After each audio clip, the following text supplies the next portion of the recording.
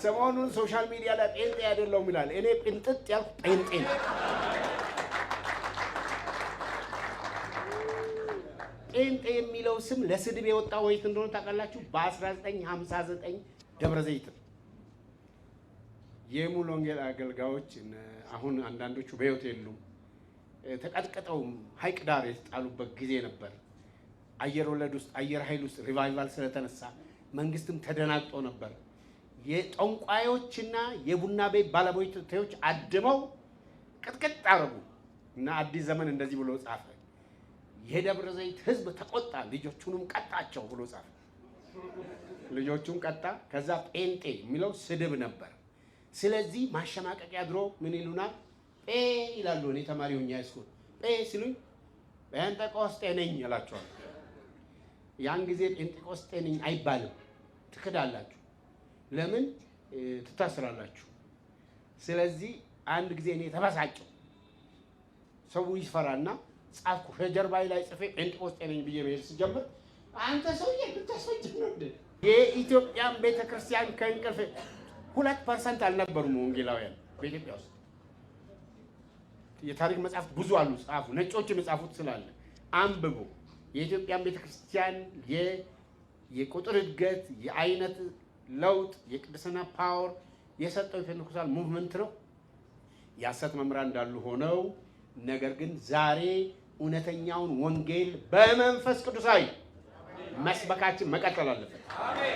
ሜዳ ላይማ ማንም ይፎክራል። እውነተኛውን ጦርነት በእግዚአብሔር ቃል እውነት መንፈሳዊ ውጊያ እንድንዋጋ ጥሪ ያስተላልፍላቸዋል።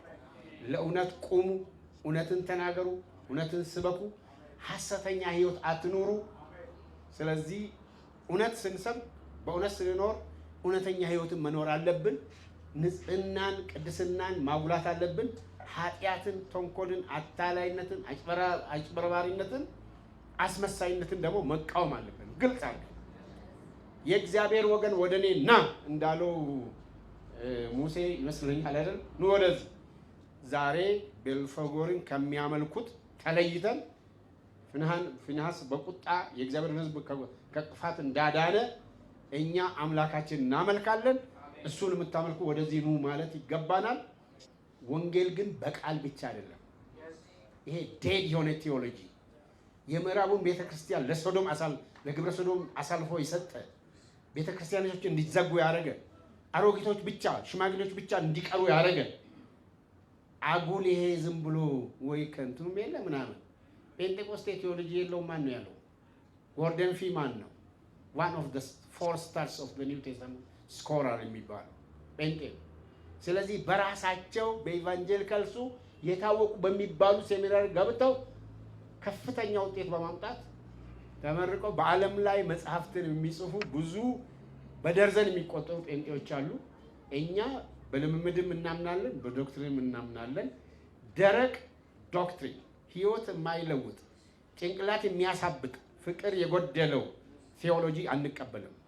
በእግዚአብሔር መንፈስ የታሸ በቃሉ እውነት ላይ የተመሰረተ በፍቅር የተሞላ በኃይል የተሞላ ሃሌሉያ። አንድ ነገር ብቻ ልበል። ሶሪ ለምሳሌ እኔ ጴንጤ ነኝ ምንጥጥ ያልኩ እስካሁን ድረስ ጴንጤ ነኝ። በልሳን ጸልያለሁ። አሁንም አልኮረጅኩም። የኮረጀ ይተው። እኔ ተሰጥቶኝ ነው የምጸልይ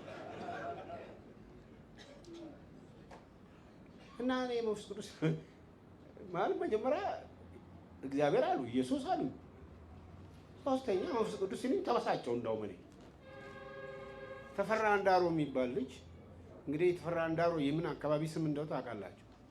አማርኛውንም ያወላግዶ ወደ ነጩ እኔ መልስልሃለሁ የሚል ጥቅስ ይወዳል እና ቀኝ እጃችሁን እኔ ዛሬ ለእናንተ ጸልያለሁ፣ ቀኝ እጃችሁን ወደ ላይ አንሱ አለ።